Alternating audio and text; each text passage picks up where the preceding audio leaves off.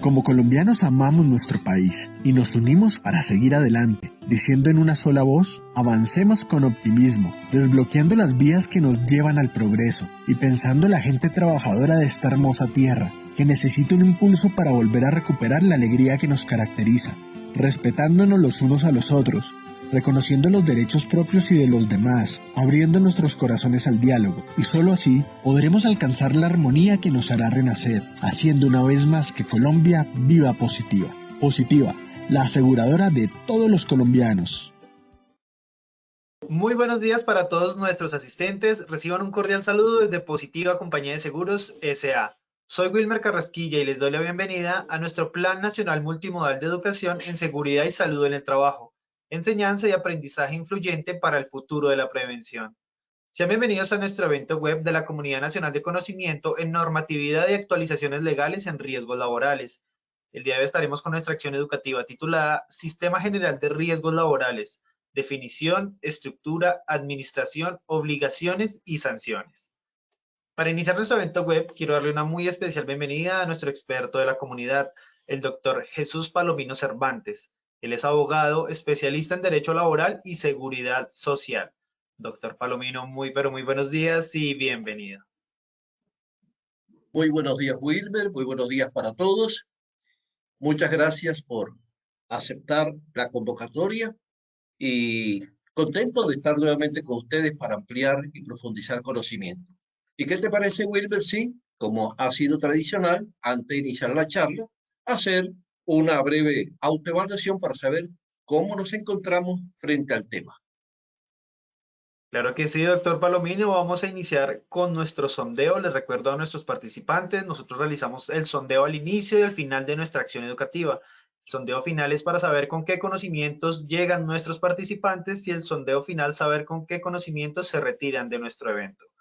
Vamos a empezar entonces con nuestra primera pregunta de este sondeo inicial. Nuestra primera pregunta nos dice, ¿deben afiliarse de manera obligatoria al Sistema General de Riesgos Laborales? A. Los trabajadores dependientes de nacionalidad colombiana. B. Los trabajadores dependientes extranjeros. C. Trabajadores independientes en empresas de riesgo 4 o 5. D. Todas las anteriores. Vamos a darle 15 segundos a nuestros participantes para que puedan responder nuestra primera pregunta de este sondeo inicial. Les recuerdo a todos, desde su dispositivo móvil o computador les aparecerán estas 4 opciones de respuesta para que ustedes seleccionen la que consideren es la correcta o más acertada.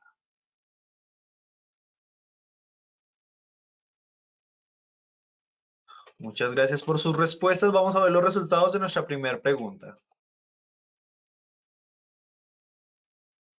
Los resultados son A. Los trabajadores dependientes de nacionalidad colombiana, un 4% de respuesta.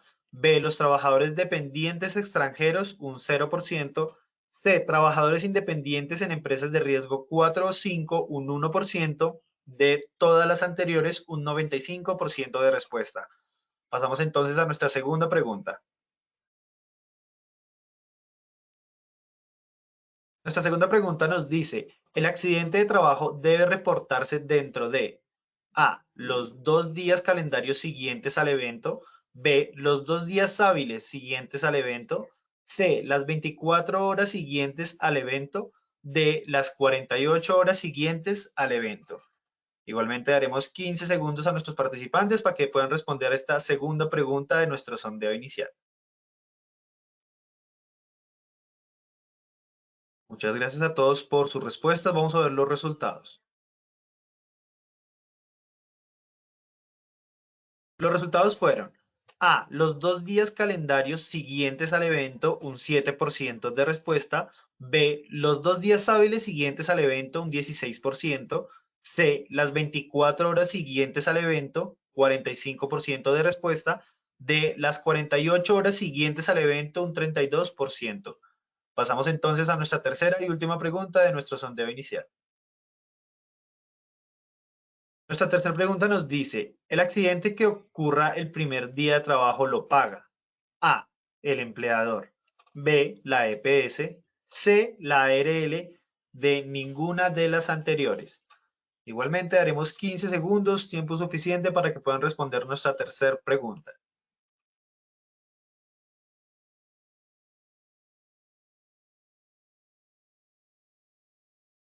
Muchas gracias a todos por sus respuestas y participar de nuestro sondeo inicial. Vamos a ver los resultados de la tercera pregunta.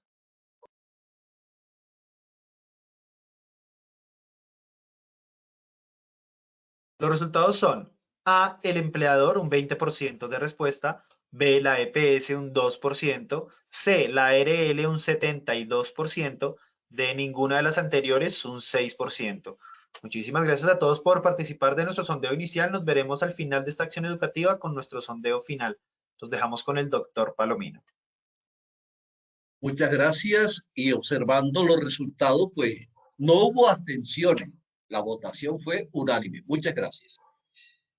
Continuando en nuestra ruta de conocimiento, hoy nos corresponde el tema número 2, Sistema General de Riesgos Laborales, en donde vamos a hablar de su definición, su estructura, administración, pero tratando siempre de ser lo más objetivo posible y desde un punto de vista netamente práctico. Una primera introducción al tema, revisemos que la Ley 100 de 1993 creó el Sistema General de Seguridad Social, constituido a su vez por el Sistema General de Pensiones. A ese sistema dentro de la Ley 100 le correspondieron los artículos 10 al 151. El Sistema General de Salud, administrado por las EPS, le correspondió el artículo 152 al 248. Estoy comentando, definiendo los artículos de la Ley 100. Para riesgos laborales, la Ley 100 le destinó del artículo 249 al 256.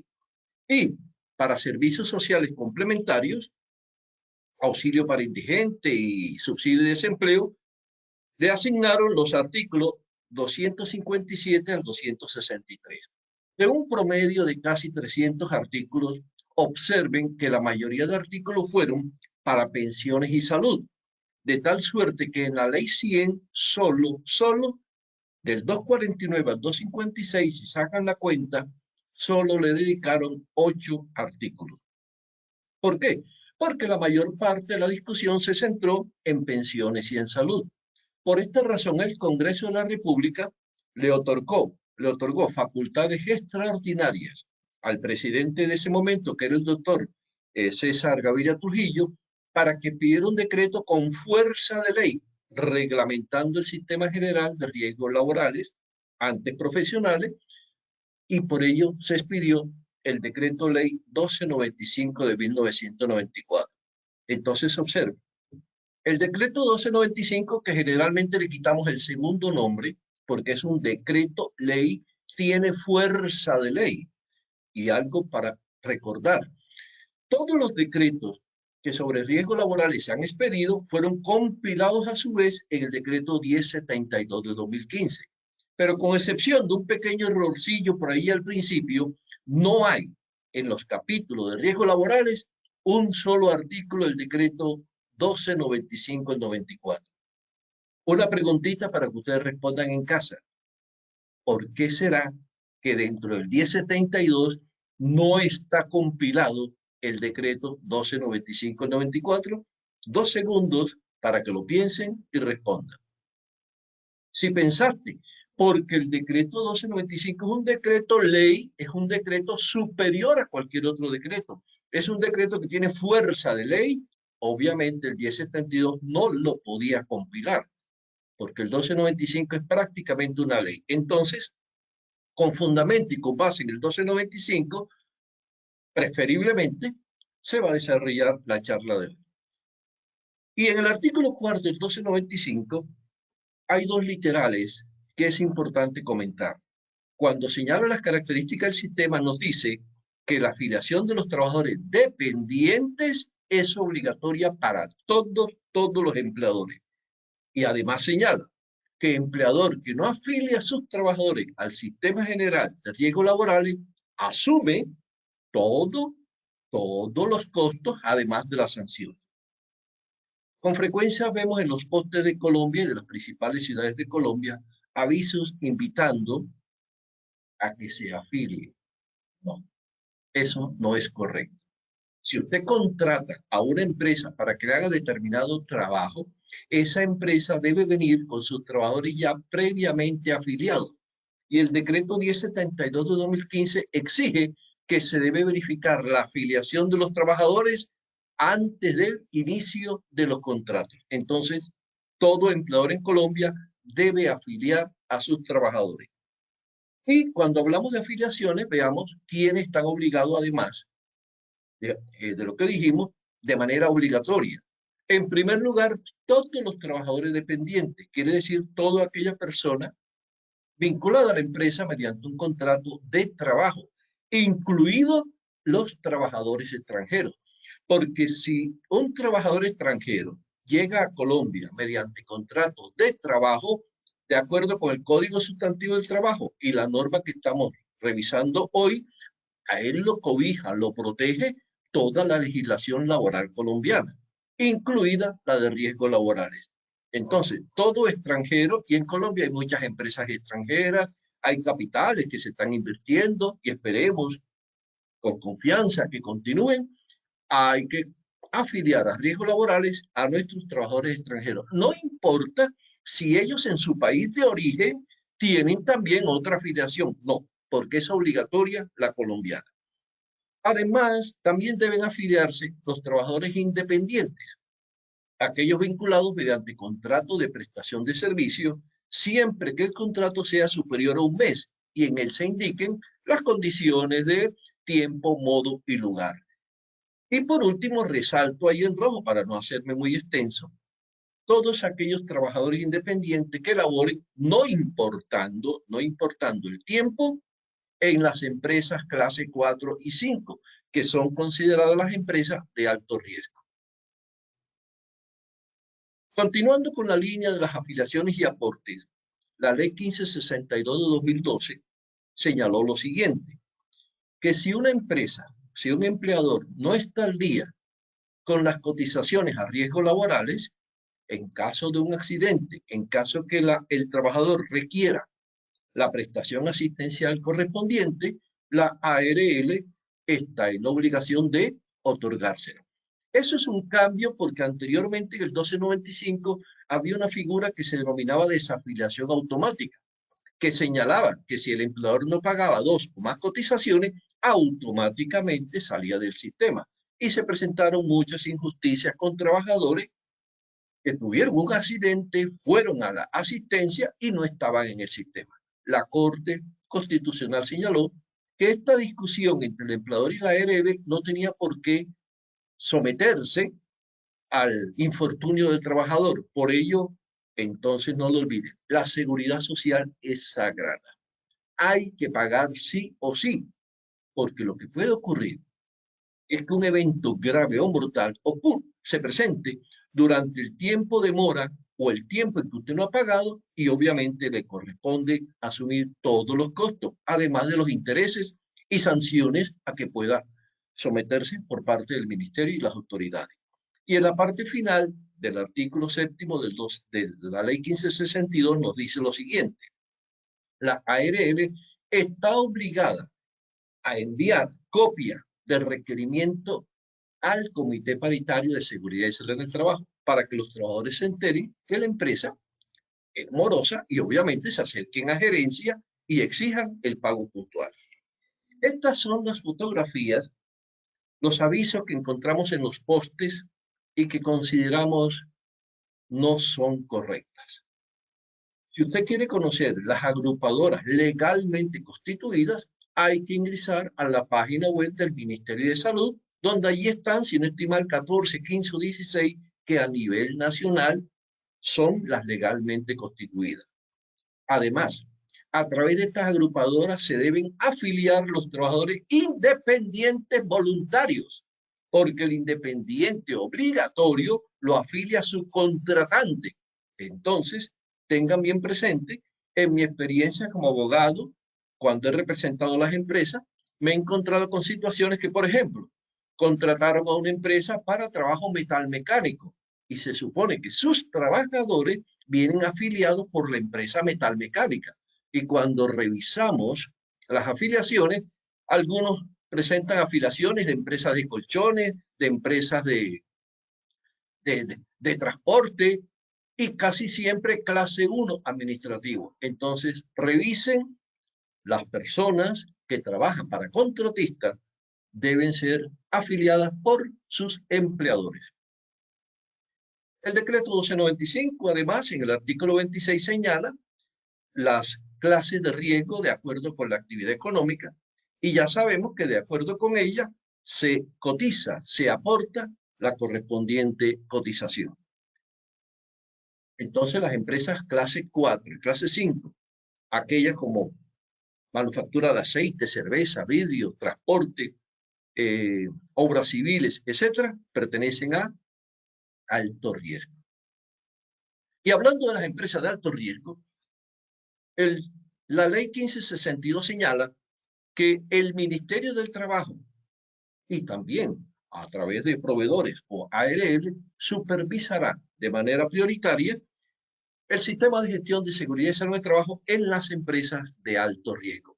Esto a partir del año 2012 se viene haciendo. Yo he tenido oportunidad de acompañar a algunas empresas a esta visita del ministerio que pueden durar 1 día, 2 días, 3 días. ¿Y qué documentos nos solicitan? Bueno, allí van a pedir básicamente todo el sistema, todos los documentos del sistema. Estoy presentando una copia de un comunicado, de un oficio enviado por el ministerio a una empresa X antes de la pandemia, por allí por el año 2019, en el cual solicitan 42 documentos que deben tener a la vista en la visita. Los inspectores, en la oportunidad que hemos hablado con ellos, no tienen una lista de cuántos documentos piden. Cada uno de ellos, considerando la estructura de la empresa, la importancia de la visita, podrá solicitar documentos adicionales o menos documentos. Moraleja de esta imagen: hay que tener el sistema de gestión completito y al día, porque no sabemos en qué momento un trabajador presenta una queja, no sabemos en qué momento se presente un evento mortal y no sabemos en qué momento el ministerio nos pueda visitar. Pero aclaro, no se trata de visita para verificar estándares mínimos, se trata de visita para verificar el cumplimiento del sistema de gestión. Por tanto, no hay límite. Toda la documentación que sea pertinente. Uno de los grupos económicos que aportan a la fuerza laboral son las empresas de servicios temporales. En el decreto 1072, artículo 22, 4242 se señala que las empresas temporales pueden enviar trabajadores a los que denominamos empresas usuarias, para que ellos realicen allí unas actividades que ya sabemos: reemplazo de personal, aumento de producción, licencias, trabajos ocasionales, etc. La empresa usuaria, para nuestro ejemplo, vamos a poner una panadería que necesita los servicios de un conductor o de unos conductores, porque los suyos, unos están incapacitados, otros están en vacaciones. Llama a una empresa temporal, nace para la empresa usuaria, en este caso la panadería, primero brindarle al trabajador en misión una inducción completa, y completa sobre todos los riesgos a los cuales va a estar expuesto allí. Segundo, la entrega de los elementos de protección personal.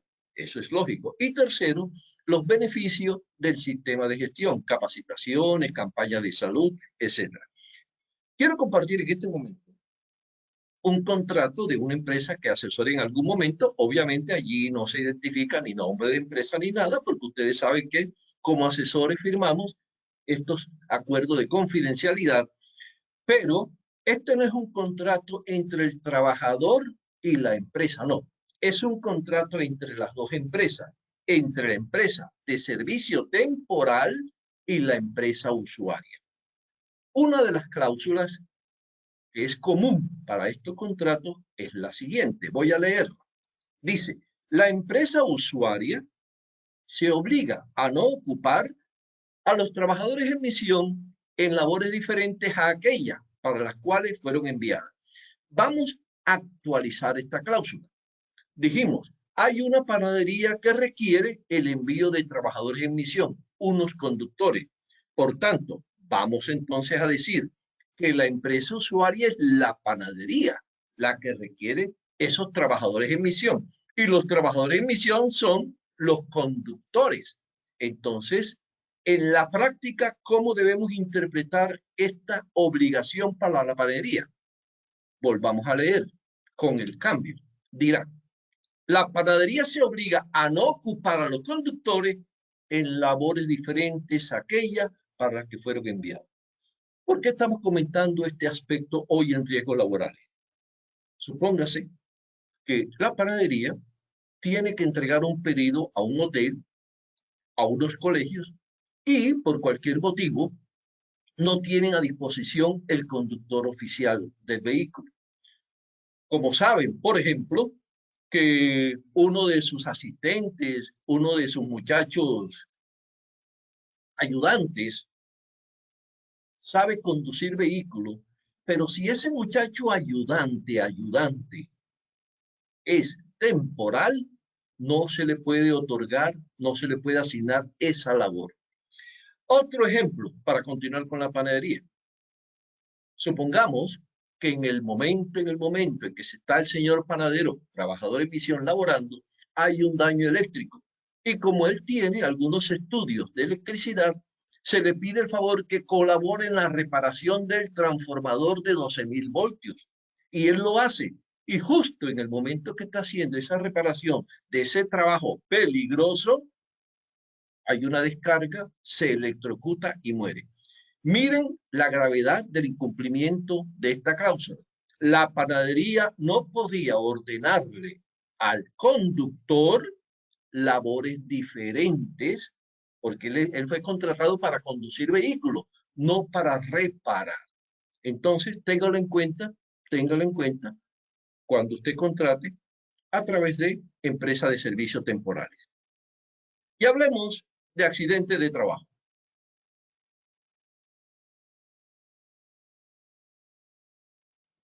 El decreto 1295 traía una definición de accidente de trabajo que, recuerden, fue declarada inexequible por la Corte Constitucional.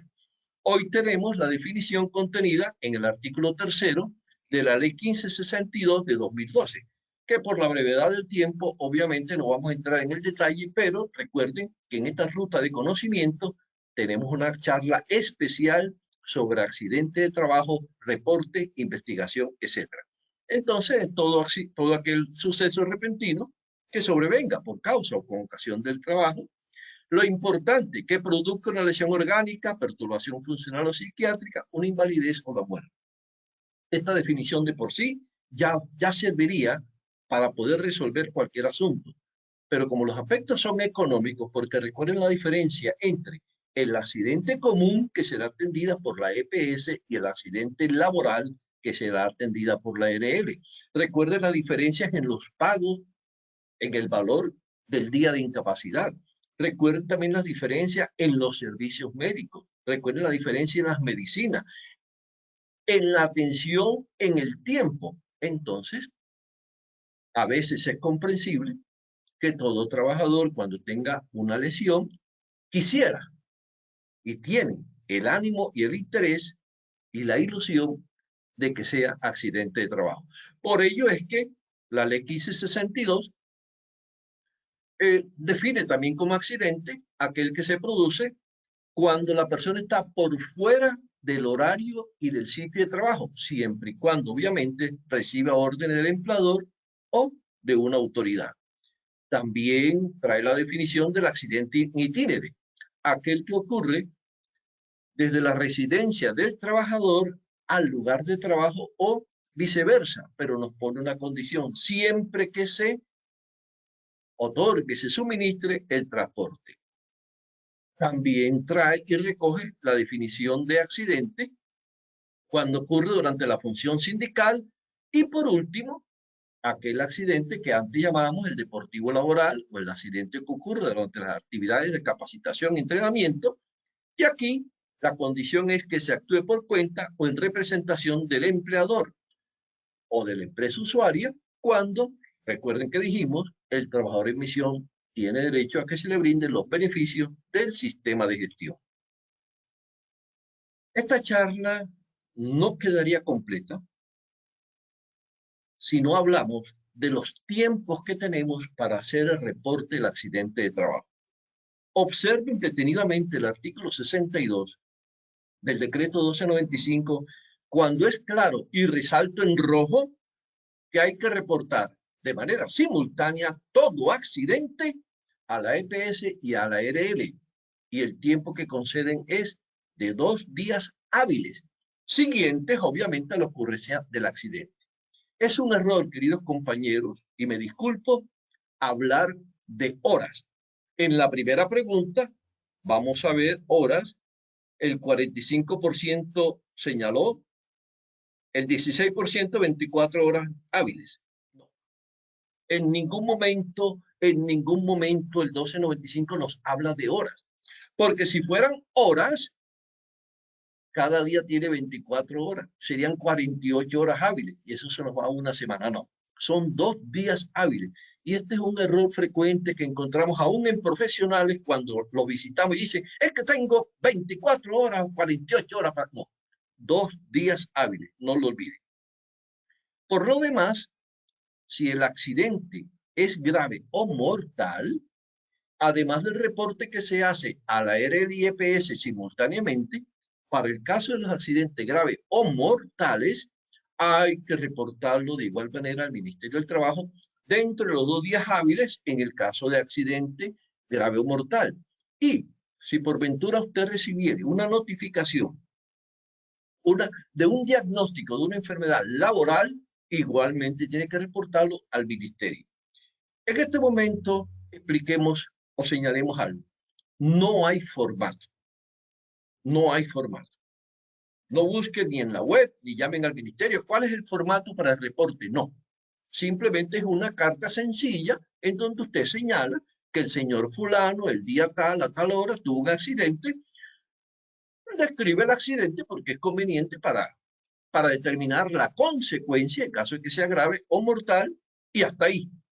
No tiene que enviar ni el foral, ni la foto, ni los reportes, ni los testimonios, porque el artículo 22417 del 1072 solamente nos pide reportar el accidente.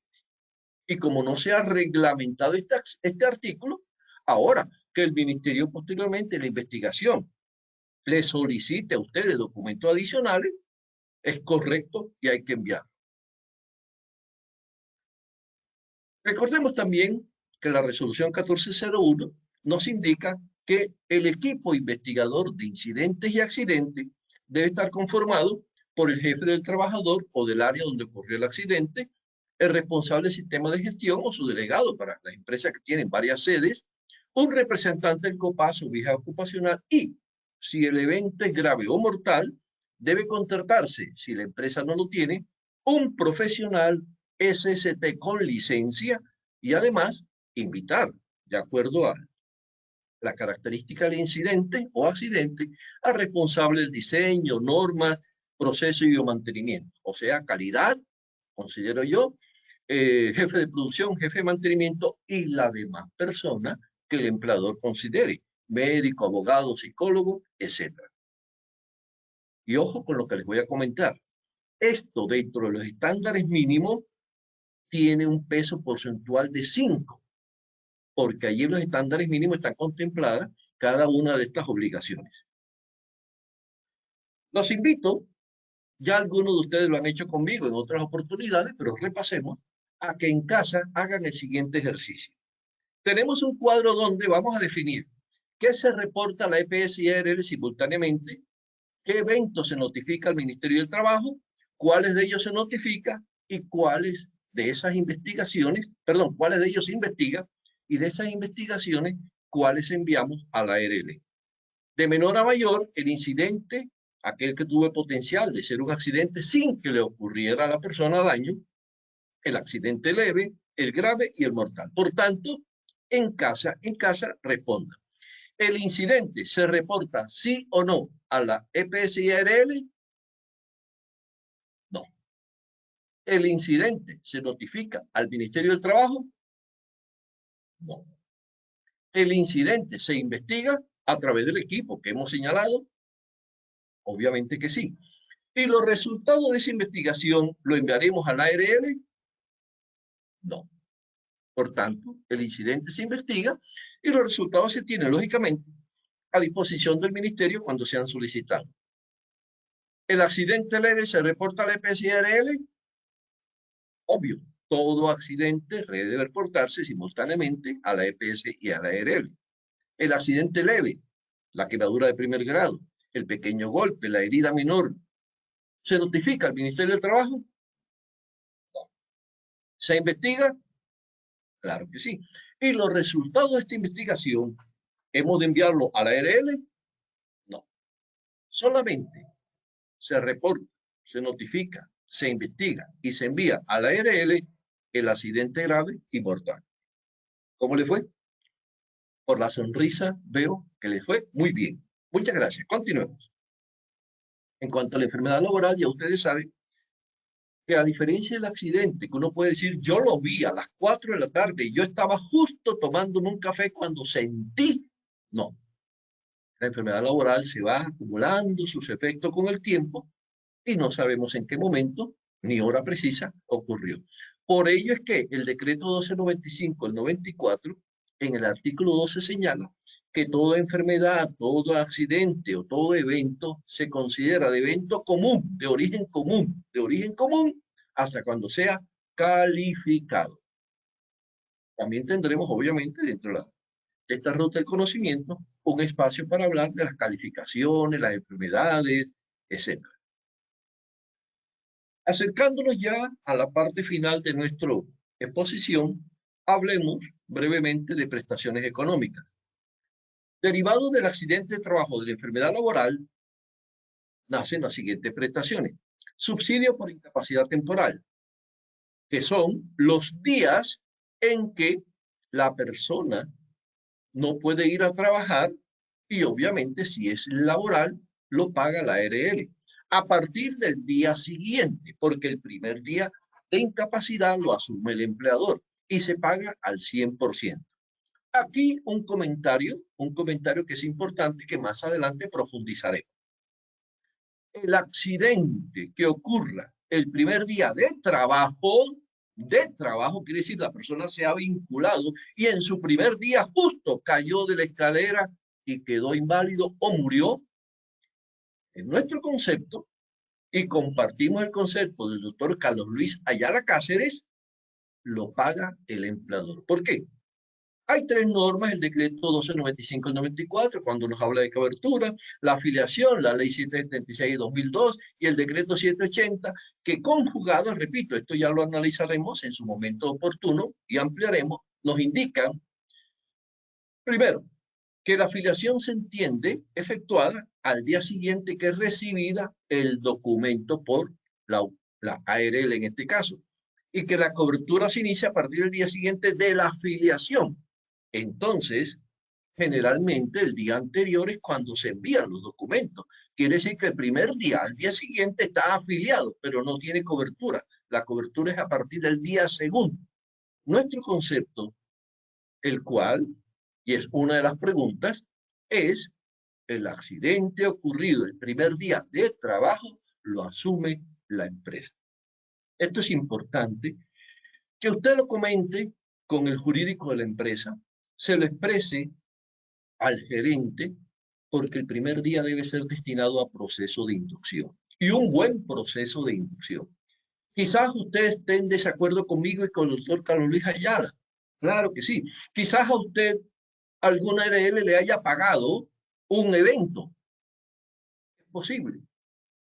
Pero cuando vayamos a un proceso en donde la decisión la va a tomar un juez de la República, ¿qué tal que ese juez comparta la tesis del doctor Carlos Luis Ayala, comparta la tesis que yo le estoy explicando e interprete el 1295, el 1072 y la ley 770, el decreto 778 y señale, señor empleador, como el accidente ocurrió el primer día de trabajo, lo paga usted?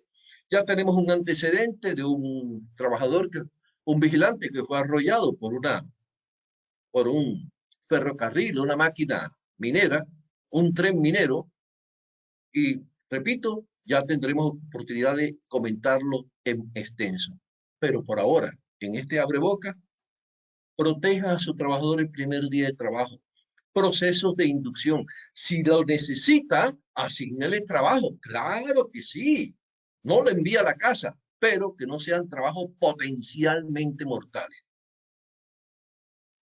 Sigan el consejo, por favor. Las canas que tenemos nos dan esa autoridad. La segunda prestación es la indemnización por incapacidad permanente parcial, que ocurre cuando la persona pierde entre el 5 y menos del 50% y se le paga un dinero por esa pérdida, una indemnización. Y obviamente, como es laboral, la persona tiene que regresar a trabajar. La tercera, pensión de invalidez, aquellos que pierdan el 50% o más de su capacidad laboral, se declara inválido, recibirán por parte de la ARL una mesada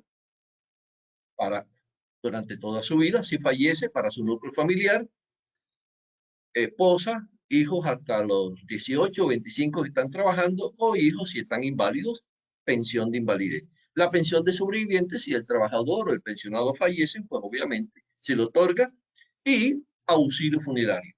Cada una de estas prestaciones económicas serán también analizadas en un momento especial, solamente y allí haremos ejercicios, les daremos algunos casos, unos datos para que ustedes vayan haciendo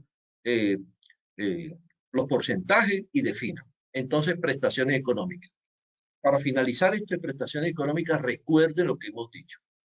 Si la persona, si no está afiliada o si la afiliación es ilegal o no es correcta, todas estas prestaciones, además de las asistenciales, serán reconocidas y pagadas por el empleador.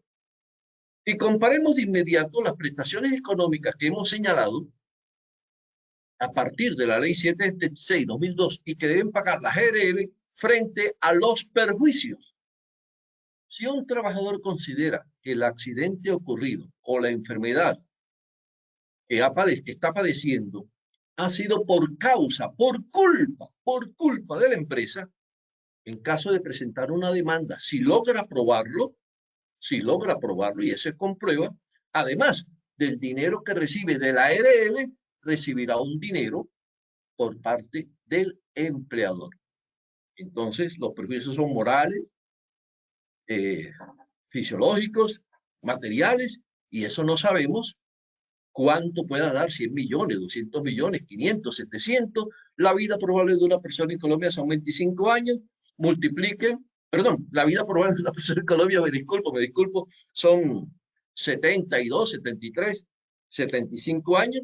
En caso que la persona tenga 25 años, casi 50 años, multiplique por 12, daría 600 mesadas para la viuda, multiplique a salario mínimo de hoy, mínimo 600 y tantos millones de pesos, más el muchacho era estudiante de ingeniería y se iba a graduar pronto, el muchacho era beisbolista o era futbolista, era pintor, más todo eso, cuando se haga el correspondiente cálculo actuarial, irá elevando y elevando. Por tanto, no es un buen negocio ahorrar en seguridad y salud en el trabajo. No es un buen negocio afiliar a través de agrupadora de poste. No es un buen negocio no afiliar a los trabajadores.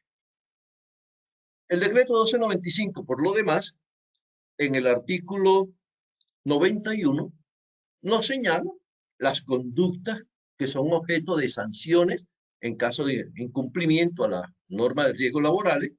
Yo lo he presentado en este cuadro, espero no haberme equivocado, como siempre que presento un cuadro le señalo, en caso de alguna inconsistencia o que falte algo, nos los hacen saber y simplemente tomemos 2 o 3 allí. Veamos, por ejemplo, la no presentación o extemporaneidad del informe del accidente de trabajo o la enfermedad laboral puede generar multas de hasta 200 salarios mínimos legales mensuales vigentes. Es frecuente que los responsables del sistema, los líderes del sistema, se olviden de informar al ministerio el accidente grave dentro de los 2 días. Repito, en mi asesoría empresarial he tenido que afrontar, visitar al ministerio, presentar defensa contra las decisiones, porque el ministerio sobre esto sanciona. Y obviamente allí tenemos multas de hasta 1.000 salarios mínimos legales mensuales, hasta el cierre de las empresas. Los inspectores pueden cerrar una empresa, una actividad, el director territorial, entonces no nos expongamos a ello. Permítanme, antes de despedirme muy brevemente, dentro de 8 días tengo el honor con el doctor Carlos Luis Ayala Cáceres de estar en la Cámara de Comercio de Chapinero dictando en un conversatorio sobre teletrabajo, trabajo remoto y trabajo en casa el 30 de junio. La entrada es gratuita, inscríbanse y virtualmente lo pueden seguir. Visiten la página de Heisas, que es la empresa que la organiza, o mi Face, o mi canal YouTube, donde ahí encontrarán los enlaces. No falten, es gratuito toda la mañana. Bien, esto es lo que traíamos en forma muy general y global para presentar y creo, Wilmer, que veamos con las explicaciones y ejemplos que se dieron cómo está hoy la persona que nos están observando frente a su evaluación inicial. Adelante, Wilmer. Doctor Palomino, muchísimas gracias por la información brindada y por tu intervención. Pasamos entonces a nuestro sondeo final de esta acción educativa. Vamos con nuestra primera pregunta.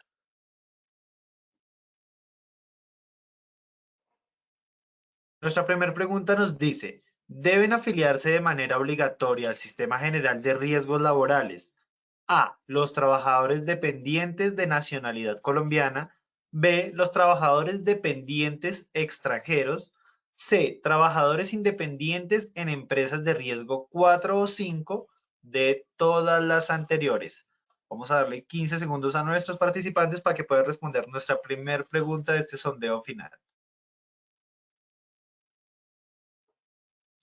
Les recuerdo para los que tal vez no pudieron estar en nuestro sondeo inicial, desde su dispositivo móvil o computador les aparecerán estas 4 opciones de respuesta para que ustedes seleccionen la que es correcta.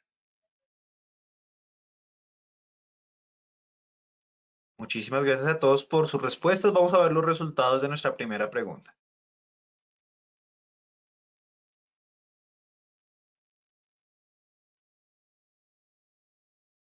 Los resultados fueron A. Los trabajadores dependientes de nacionalidad colombiana, un 2% de respuesta. B. Los trabajadores dependientes extranjeros, un 0%. C. Trabajadores independientes en empresas de riesgo 4 o 5, un 1%. De todas las anteriores, un 96% de respuesta. Doctor Palomino, ¿qué tal nos fue nuestra primera pregunta? Muy, pero muy bien.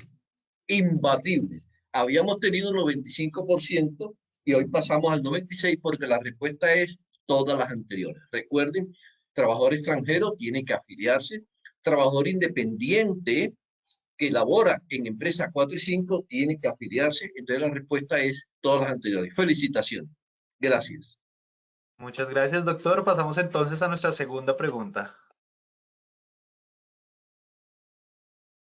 Nuestra segunda pregunta nos dice, ¿el accidente de trabajo debe reportarse dentro de A, los 2 días hábiles, los 2 días calendarios siguientes al evento, B, los 2 días hábiles siguientes al evento, C, las 24 horas siguientes al evento, D, las 48 horas siguientes al evento? Igualmente les daremos 15 segundos para que puedan responder nuestra segunda pregunta. Les recordamos para las personas que tengan tal vez alguna pregunta, nos las dejen en nuestro chat de preguntas para realizárselas al final de nuestra acción educativa al doctor Palomino para que nos colabore con las respuestas.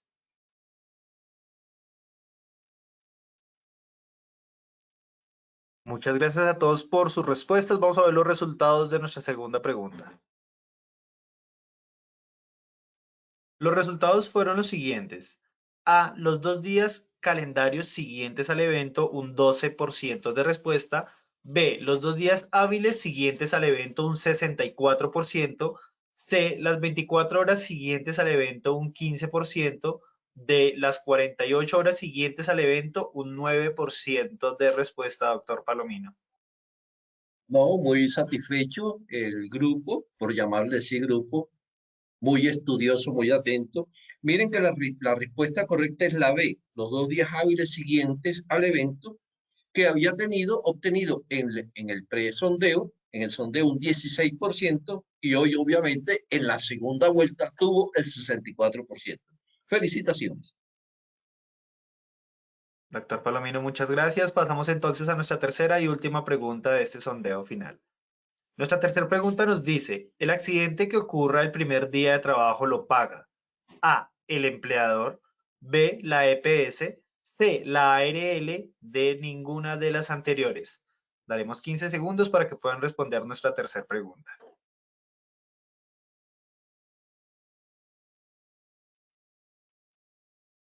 Muchas gracias por sus respuestas. Vamos a ver los resultados de nuestra tercera pregunta. Los resultados son A, el empleador, un 71% de respuesta, B, la EPS, un 3%, C, la ARL, un 23%, D, ninguna de las anteriores, un 2% de respuesta, doctor. Gracias, realmente satisfactorio, porque insistimos que el evento que ocurre el primer día, por el análisis que hicimos, y repito, lo vamos a profundizar, debe asumirlo el empleador. Sabemos que esto puede tener contradicciones, es entendible, la norma es así, pero inicialmente la respuesta correcta, que es la A, había tenido el 20% y hoy ya tiene un 71%. Entonces, el consejo es primer día de trabajo, proceso de inducción, trabajos menores, riesgo controlado, para que en el evento, ojalá que no ocurra el evento, no tengamos esas discusiones, porque de verdad hay que preservar la salud del trabajador. Respuesta correcta, la A, lo asume el empleador. Doctor Palomino, muchísimas gracias por la retroalimentación. Tenemos unas preguntas que nos han hecho nuestros participantes. Te las voy a formular. El señor Gracias. José Wilson Garnica nos dice, buen día, tengo una pregunta. ¿Qué puede hacer un empleado cuando la empresa se niega a darle los EPP necesarios para la ejecución de su labor? Muchas gracias. Obviamente son eventos que no deben ocurrir. No deben ocurrir porque es un derecho que va unido al contrato de trabajo, va unido a la protección del trabajador. Pero vayamos por escalas, porque en estos momentos que vive Colombia, que necesitamos comprensión, armonía, yo diría, lo primero, obviamente hacer la petición respetuosa a su empleador, ya sea a través de su jefe, talento humano, el líder del sistema de gestión o directamente al gerente. Es una manera respetuosa de decirle porque es una obligación. Si el trabajador no quisiera irse por esa vía, hay una intermedia, que es el Comité Paritario de Seguridad y Salud en el Trabajo. Obviamente, para eso está el comité. El trabajador le presenta su queja, la fundamenta y el comité, en un ambiente totalmente cordial, pregunta, indaga y estoy seguro que se le dará solución. Una tercera vía que obviamente esperemos que no se presente, porque debemos tener armonía laboral, presentar una queja ante el Ministerio del Trabajo porque su derecho le está siendo violado. Y una última, pues ya extrema, una demanda. Y una quinta, si el trabajo es peligrosísimo, inminente, y usted sufre por su vida, pues lo mejor es que renuncie y posteriormente demanda a su empresa.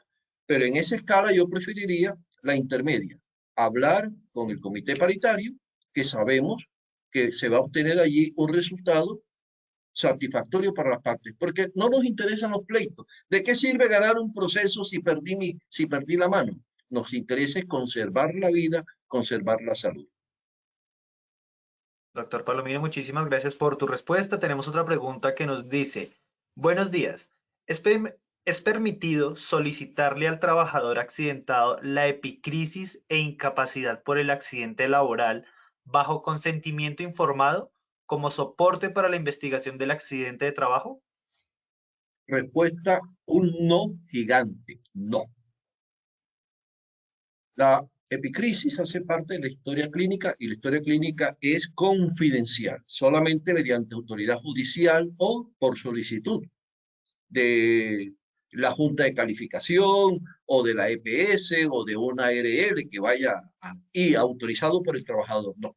Ese consentimiento informado, mal llamado consentimiento informado, es un término que se trae de salud.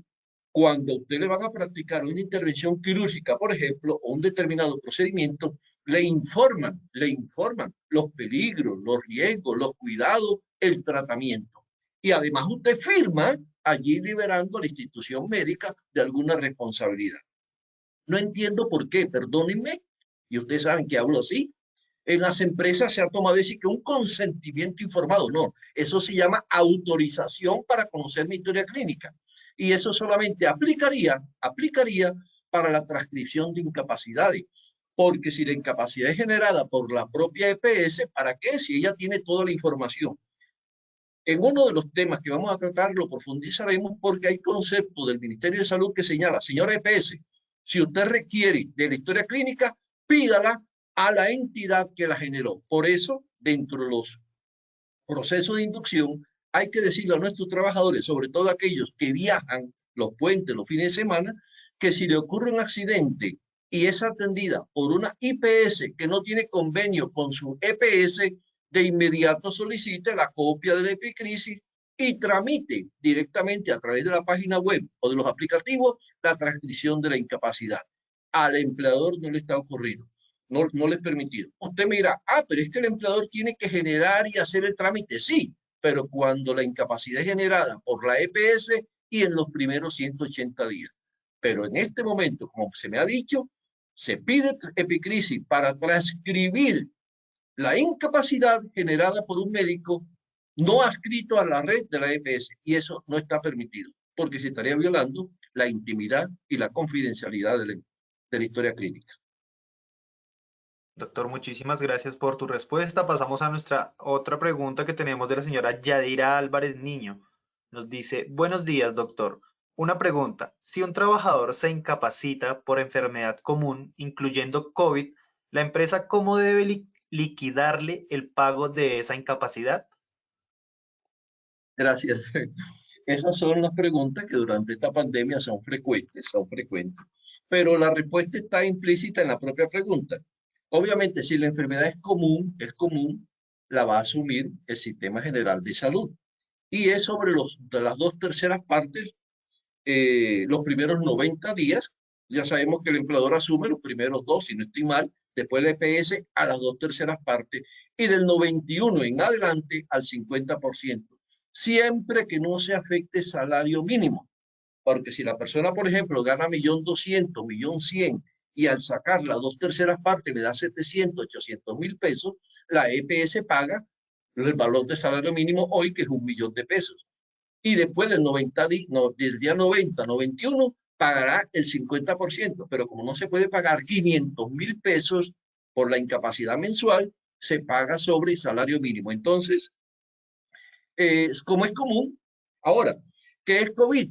Pues si está incapacitado por COVID, a menos que ya sabemos que sea del sector salud o de aquellas actividades, vigilancia, alimentos que estaban en primera línea, que son consideradas enfermedad laboral directa, allí se paga el 100%. Pero yo creo que la pregunta va más bien dirigida al sector general, común, vendedores, etcétera. Entonces se paga de acuerdo a la norma de seguridad social en salud. 2/3 partes los primeros 90 días, 50 el resto. Y si es enfermedad laboral directa, obviamente al 100%. Doctor, muchas gracias. Pasamos a nuestra última pregunta del día de hoy. La hace el señor Alejandro Certuche.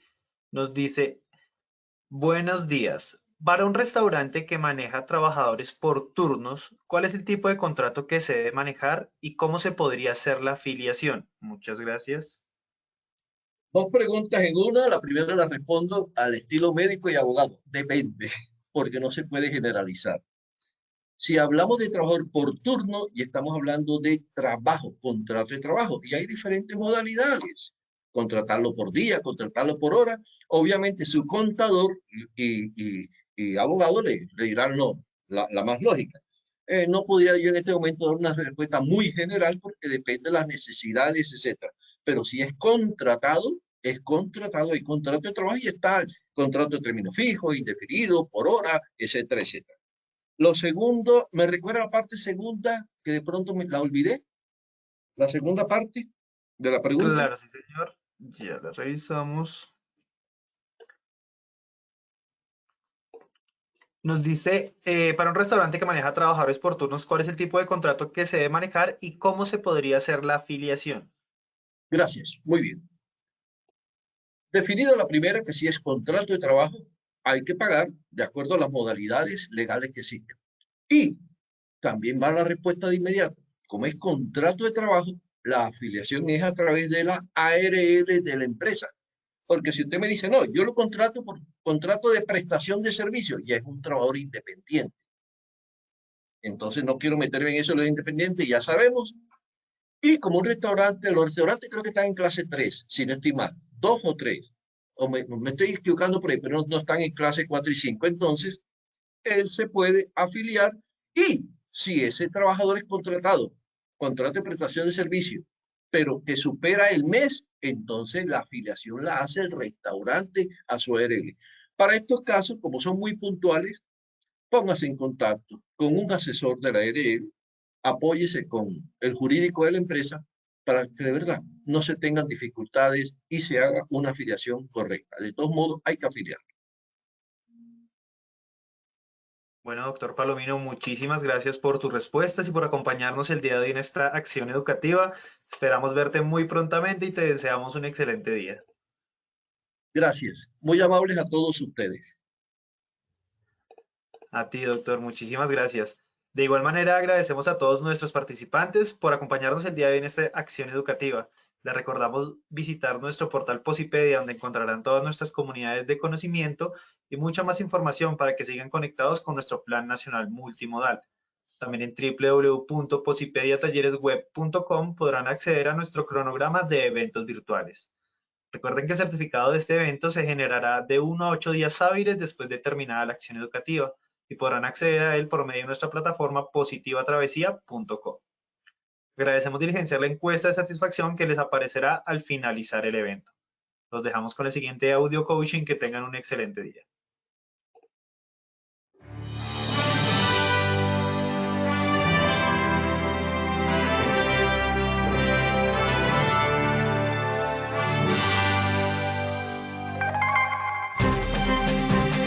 Bienvenidos.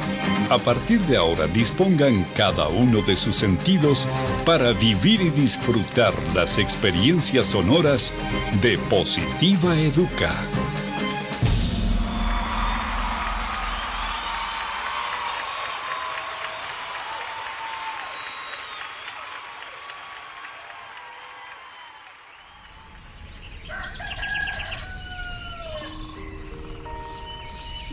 Llega un nuevo día.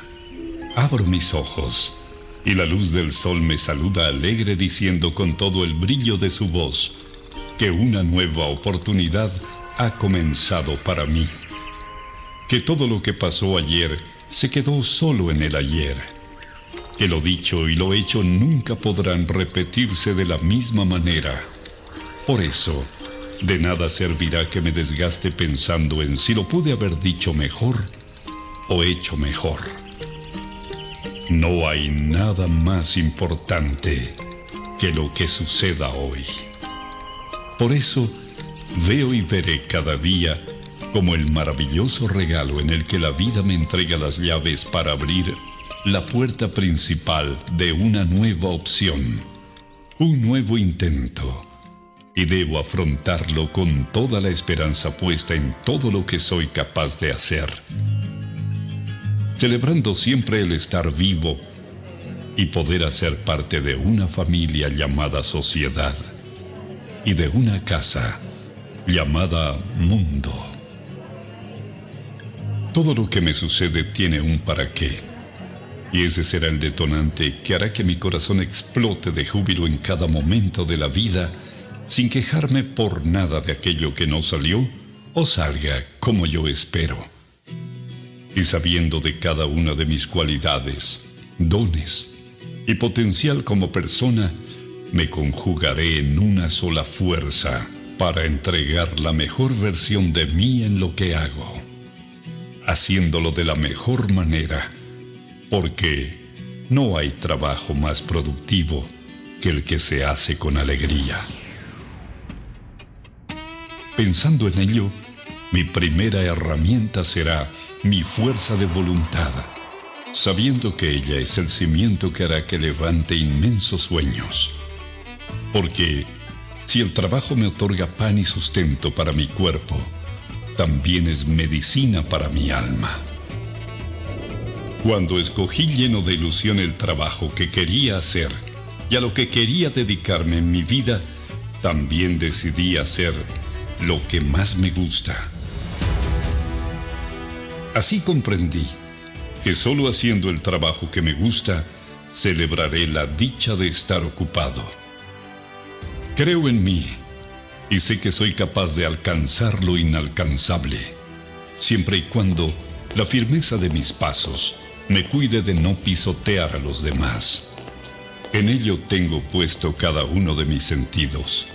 Por eso mi compromiso será ser y dar lo mejor, aun sabiendo que ese triunfo se complementa acatando todas las normas y reglamentos de mi lugar de trabajo, además de practicar copiosamente el autocuidado, la responsabilidad laboral, que son la esencia para mi buen desempeño y mi seguridad. Eso me hace comprender que trabajando con amor, la vida se hace positiva.